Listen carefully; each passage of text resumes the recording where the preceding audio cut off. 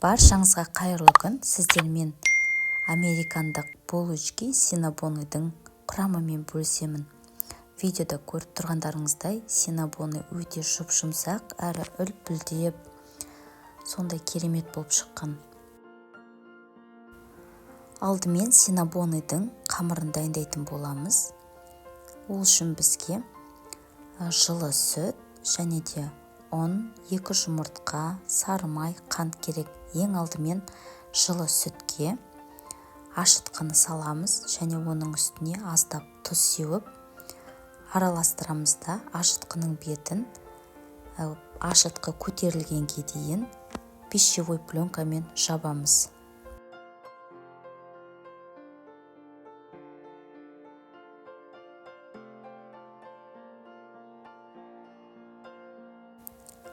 Енді басқа ыдысқа 2 дана жұмыртқаны саламыз және де қант, ерітілген сары майды салып, барлығын жақсылап қант ерігенше венчикпен араластырамыз.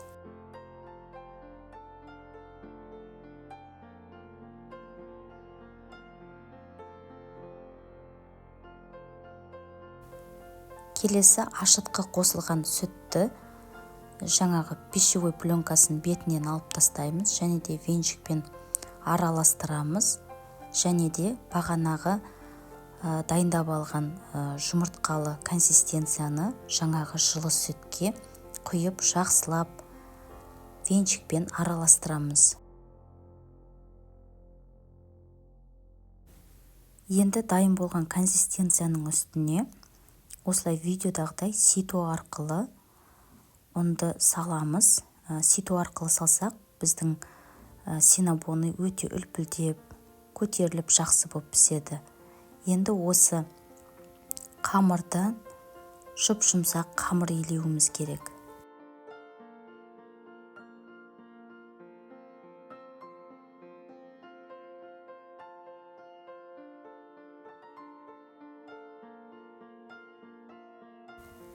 Міне достар, бізде осылай жұмсақ қамыр иленуі керек. Қамыр қолымызға жабысса, ол ештеңе етпейді, керісінше қамырымыз үлпілдеп пісетін болады. Енді бұл қамырдың бетін пищевой пленкамен жауып, 30 минутқа көтерілгенге дейін қойып қоямыз.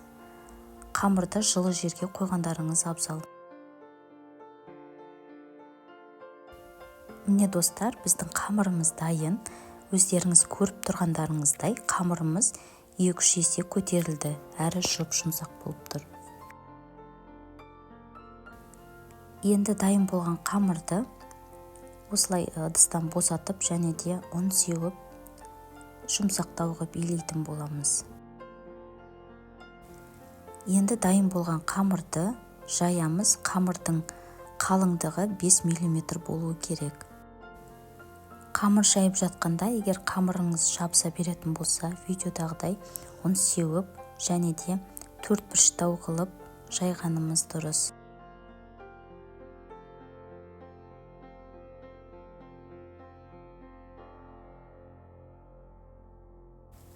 Енді жайылған қамырға оның үстіне осылай ерітілген үй температурасында тұрған сары майды жағып шығамыз. Достар, егер сіздерге осындай кондитерлік күрекшемен жағу қиындырақ болса, қолмен жағып шығуларыңызға болады.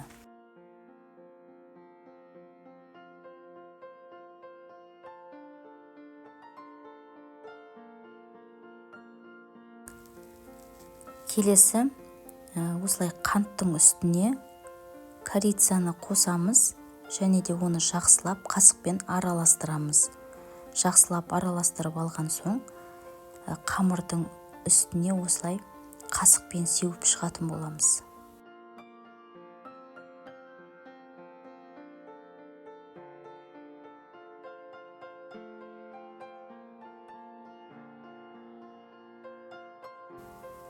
Енді дайын болған қамырды видеодағыдай шет жағынан бастап рулет сияқты орайтын боламыз.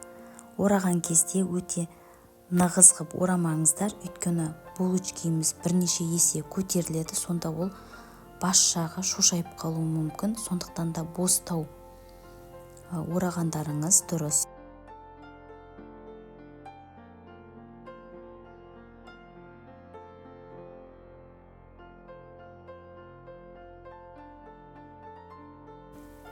Енді рулетқа борап алған қамырды осылай өткір пышақпен ақырындап кесетін боламыз. Яғни аралап жатқан сияқты кескеніміз дұрыс. Себебі бірден кессек, ол біздің қамырымыз, яғни басылып қалатын болады. Егер пышақпен ыңғайлы болмаса, жіппен кессеңіздер де болады.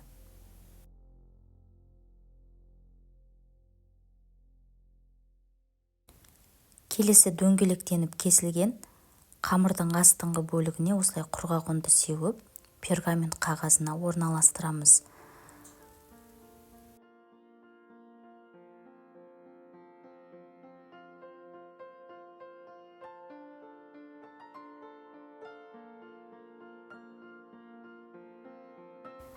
Келесі синабоныйдың үстінен осылай басып шығатын боламыз.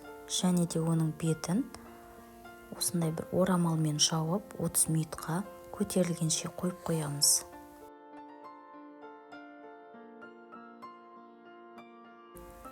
Көтерілген синабоныйды духовкада 180 градуста 25-30 минуттай пісіріп аламыз. Синабоны піскенге дейін біз кремін, яғни помадкасын дайындайтын боламыз. Бізге ең алдымен үй температурасында тұрған сары май керек. Және де оған творожный сырды саламыз. Содан кейін оның үстіне қант салып араластырамыз. Және де 33% сливкидің 100 мг құямыз. Барлығын жақсылап араластырып аламыз.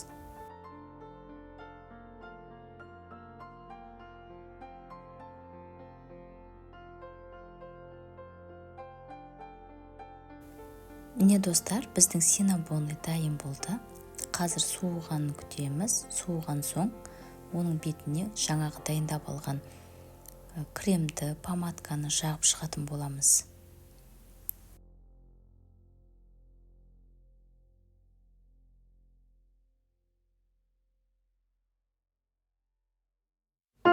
Синабоныйдың әрбір бөлігіне жаңағы дайындап алған кремді жағып шығамыз.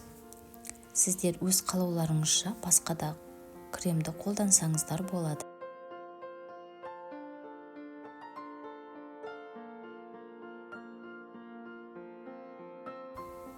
Міне достар, біздің синабоны толығымен дайын болды.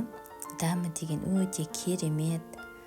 Өздеріңіз видеода көріп тұрғандарыңыздай өте үлпілдеп піскен, және де кескенде де көрініп тұр. Ішкі бөлігі де жабыспай, көтеріліп, үлпілдеп піскен. Менің каналыма тіркеліп, маған лайк басып, комментарий қалдыруды ұмытпаңыздар.